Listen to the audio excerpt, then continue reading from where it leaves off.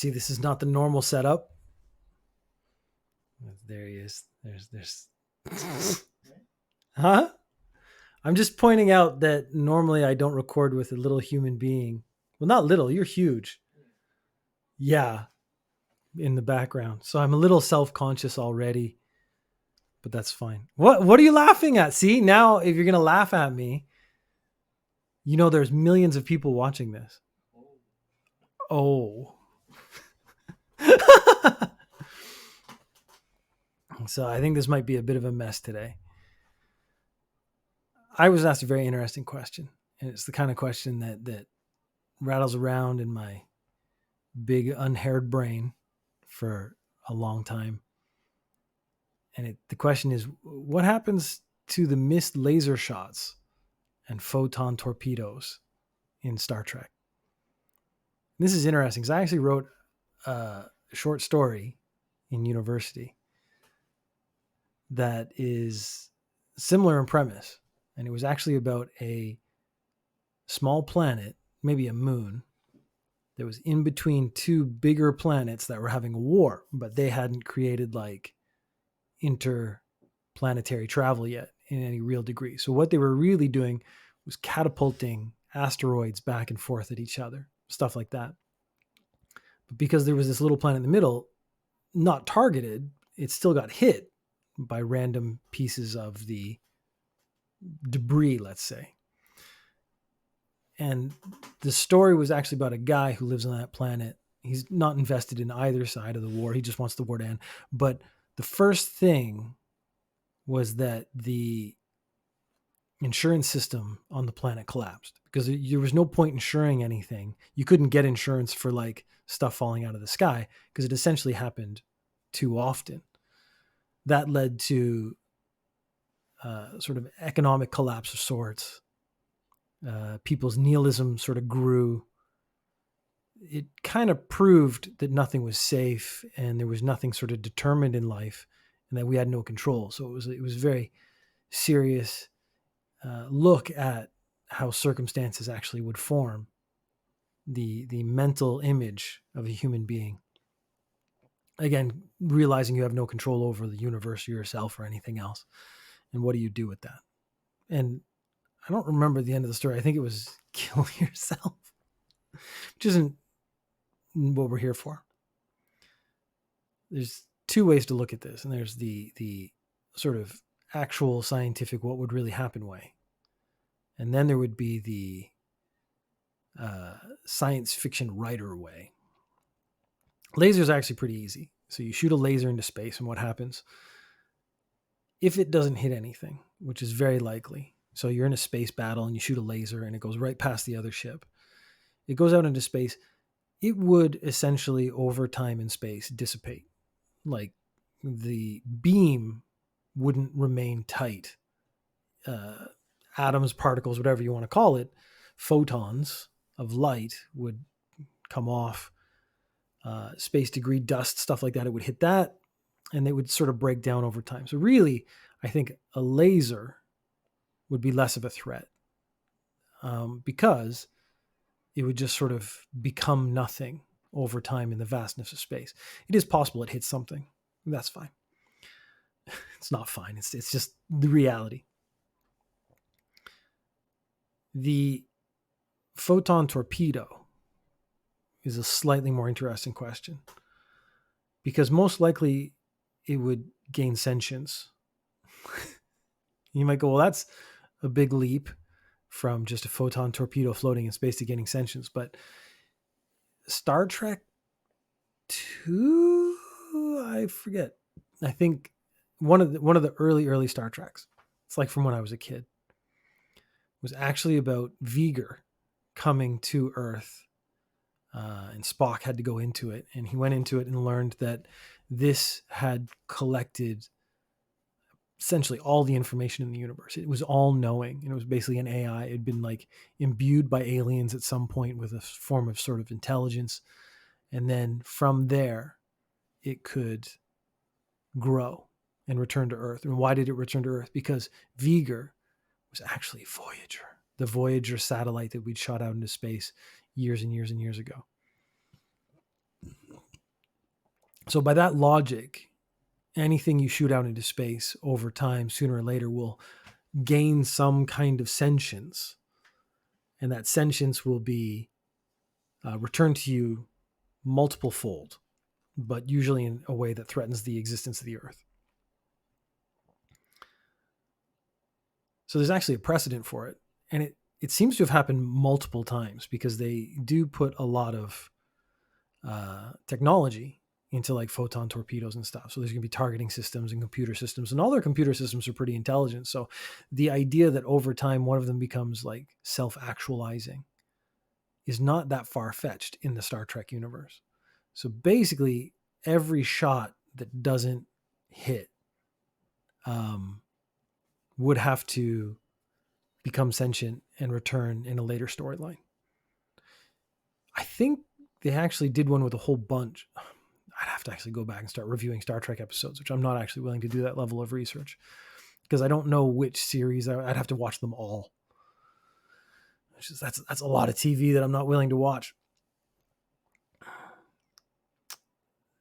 There is the other thing they do in Star Trek, which is throw, like when someone dies, they put them in a torpedoed tube and shoot them into space. That's their version of funeral.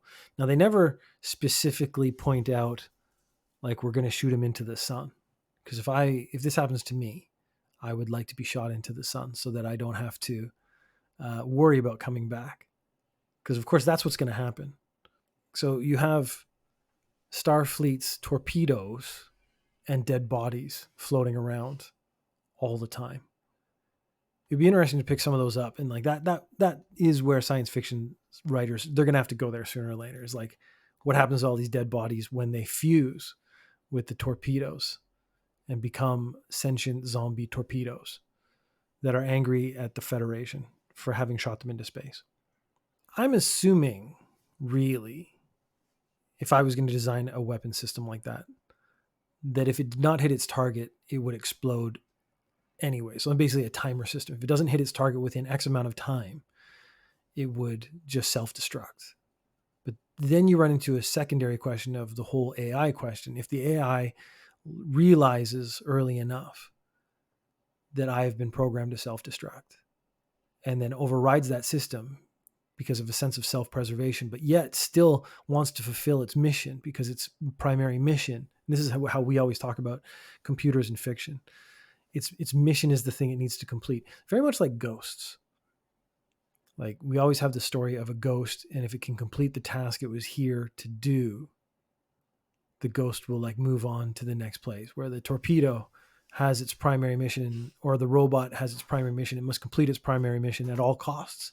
And the whole point is to convince it that the war is over, or there's no more primary mission or something like that. But then it runs into the same problem of like, what is my purpose in the universe, in space and time? It's very sad, really. If you write in that they just self-destruct after a certain amount of time, you don't write good science fiction. That's something to keep in mind. That the reason you get these sort of wild stories is because people are like, well, what is the furthest example? What is the most extreme example that can happen?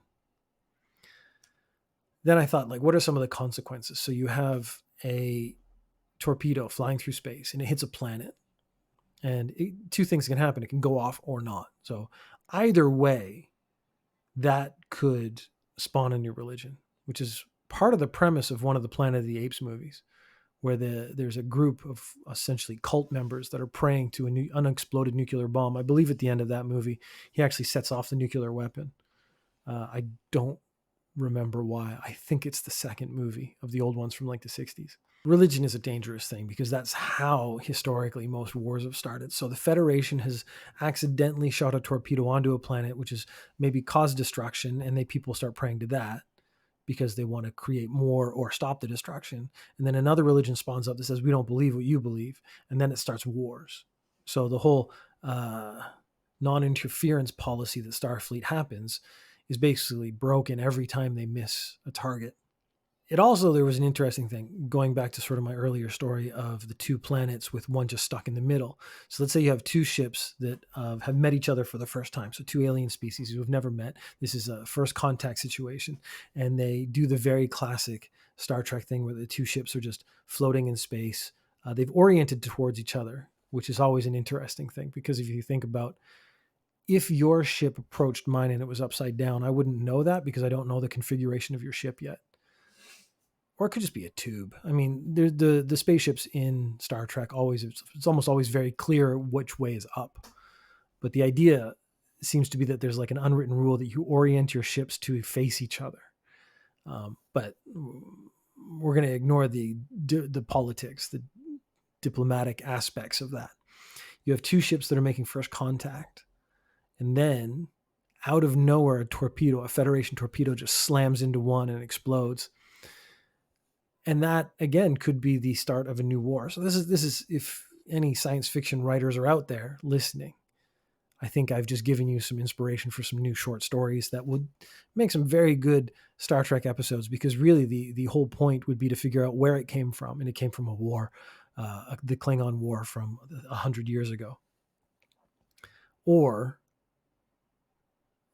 try to solve the diplomatic brouhaha that has just occurred because of one of your missed weapons. You could actually even have there's got to be a section. Like at this point, I think about Star Trek and you think about the number of specific tasks and sections that would be necessary to keep the Federation running. They probably have an ordnance cleanup crew.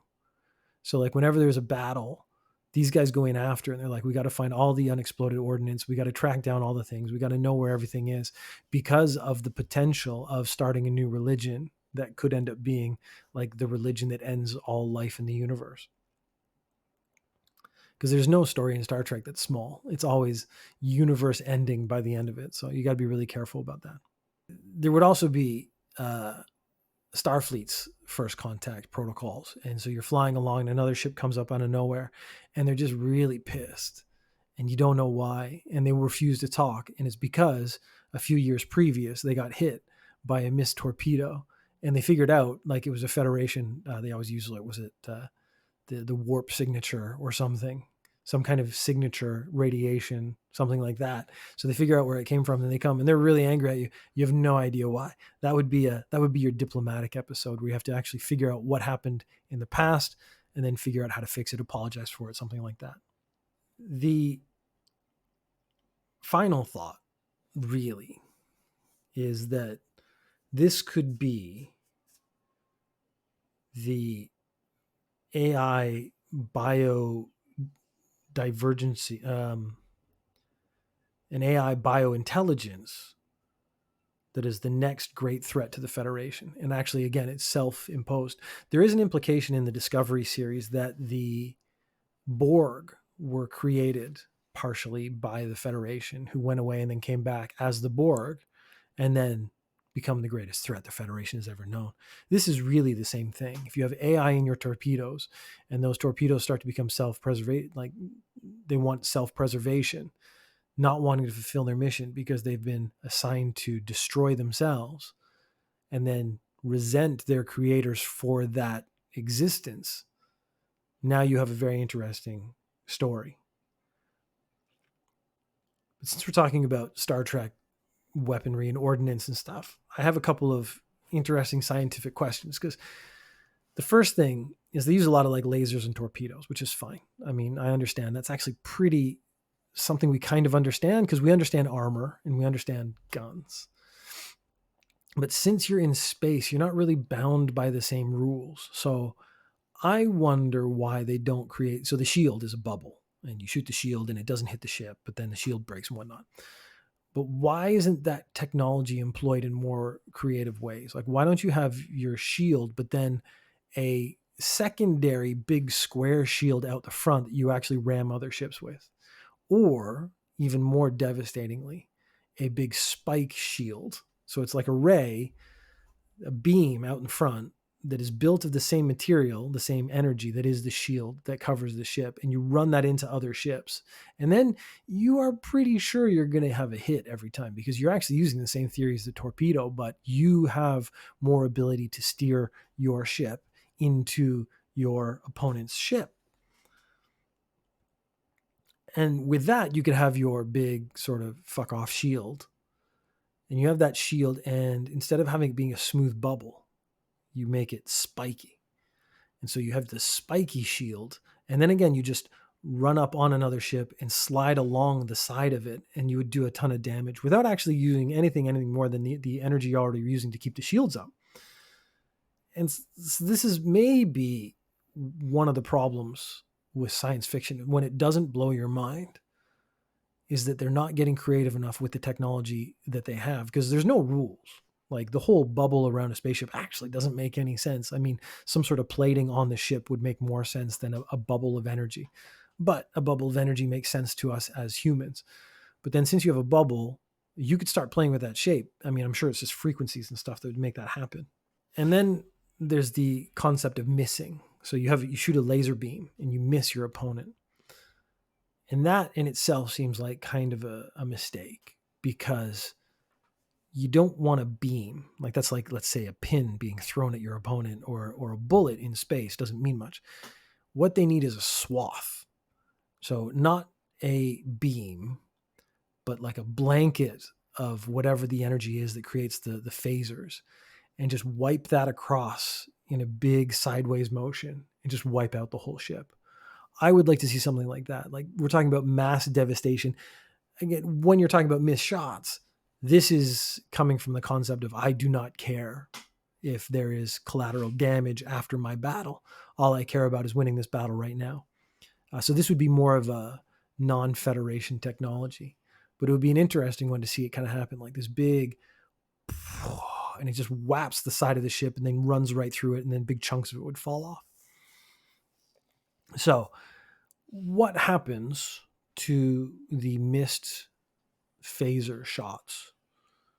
Probably nothing. They just go out into space and dissipate. What happens to the photon torpedoes? Well, they start new religions that become universe-ending stories within the Star Trek universe, or at least they should.